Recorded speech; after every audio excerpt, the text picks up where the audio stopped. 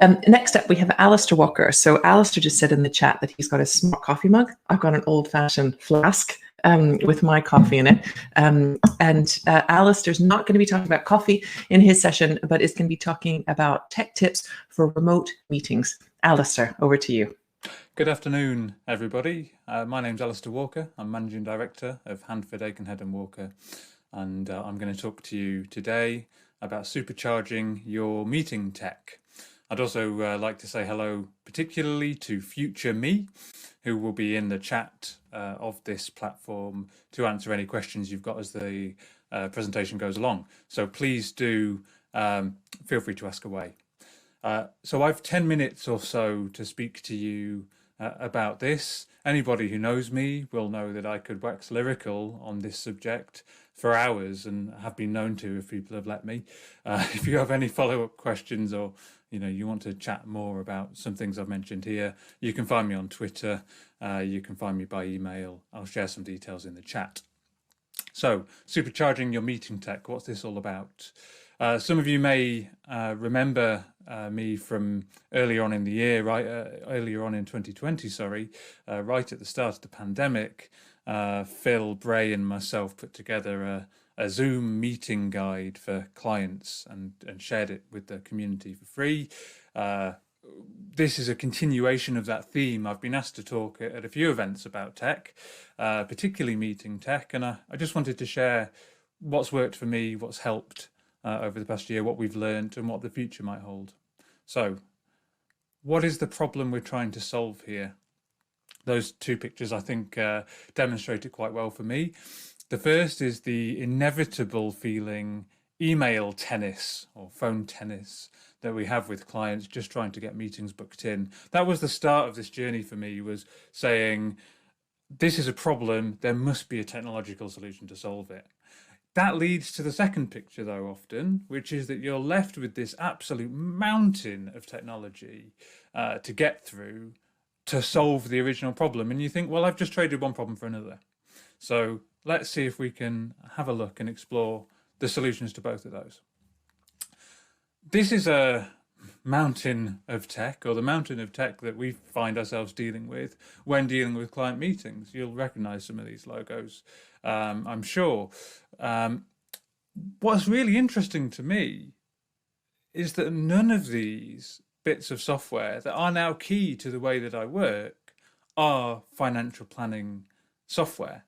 These are pure technology apps.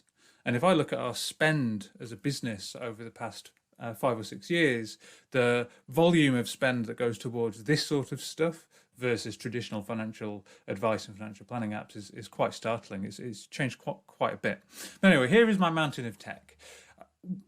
What is it? What am I doing with it? How does it all work? Well, if I rearrange it slightly, you start to see how this may work together. So this is a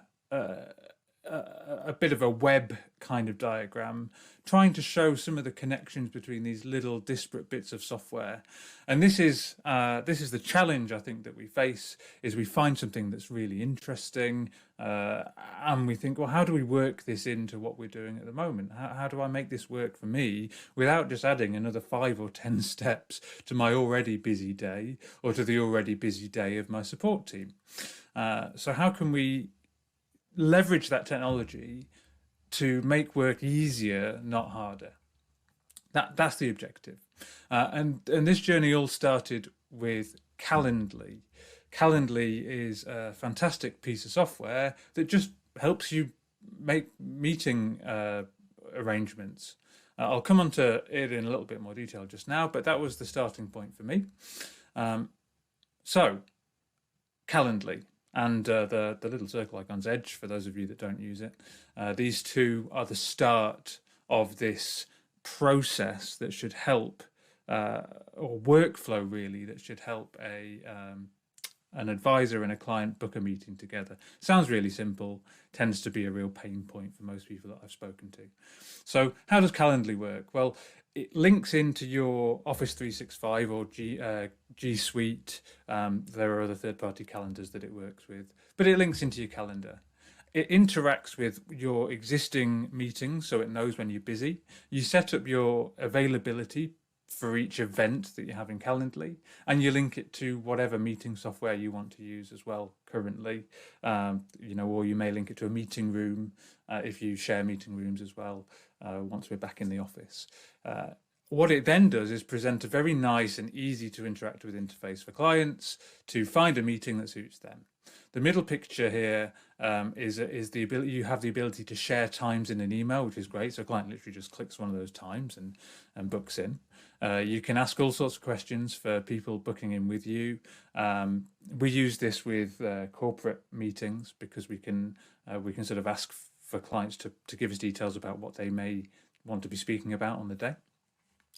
Calendly, if you were to walk away and pick up one piece from this presentation and you're not using it already, Calendly or similar software is revolutionary for diary management. So Calendly books the meeting for us. That's great.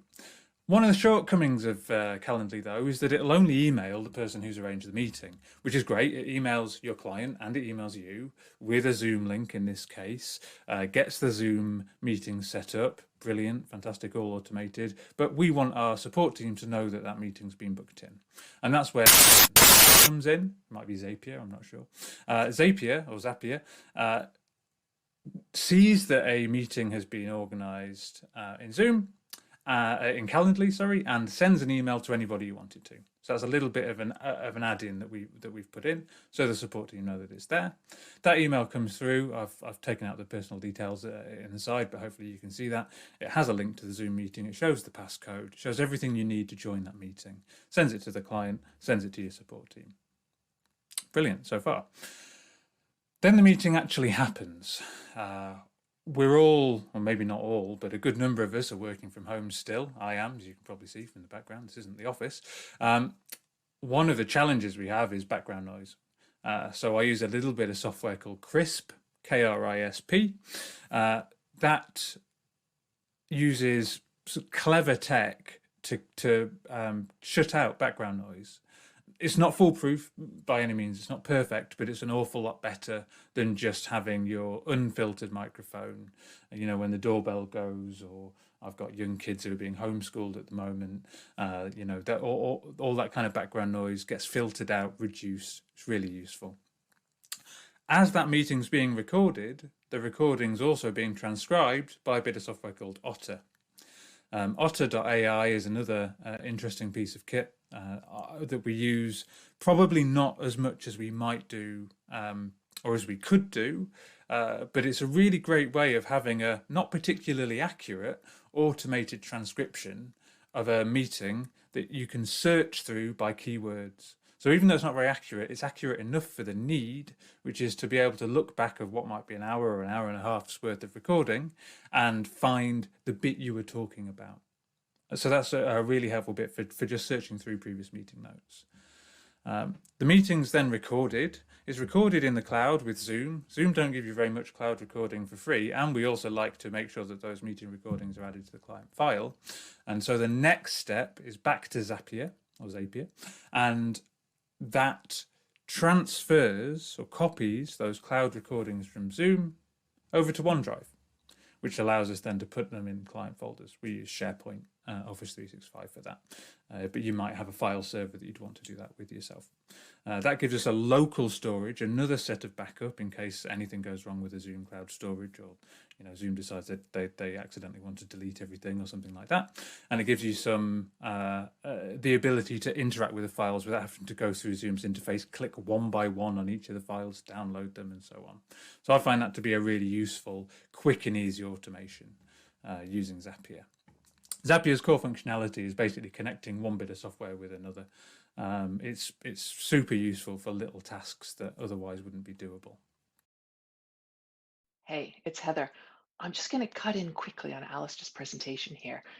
This is fantastic. I don't know if you know this, but at NextWealth, we use Calendly and Zoom, and I picked up those tips from Alasdair. So if you're not using them, definitely recommend it. Alasdair's going to tell us a little bit about some of his thoughts for the future now, so make sure you stay tuned. So that's the meeting workflow for me. I hope it's useful, interesting. You've seen something and thought, oh, okay, well, I've not been using that, and I could. I just want to take a few seconds and think about the future. How can we improve this? How can we build on this? What's the next step for me? Well, there are two things that are really exciting for me. Over the next year or two. The first is going to be integrating this into face-to-face meetings. Now that we've got this technology, now that we've got Zoom in place, I don't want to lose that when we're back in the meeting room.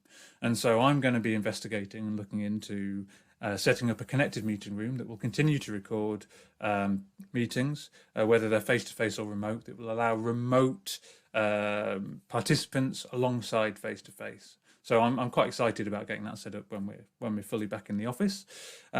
And then the other is a bit of software called Headroom. I was put onto this by the tech bloggers.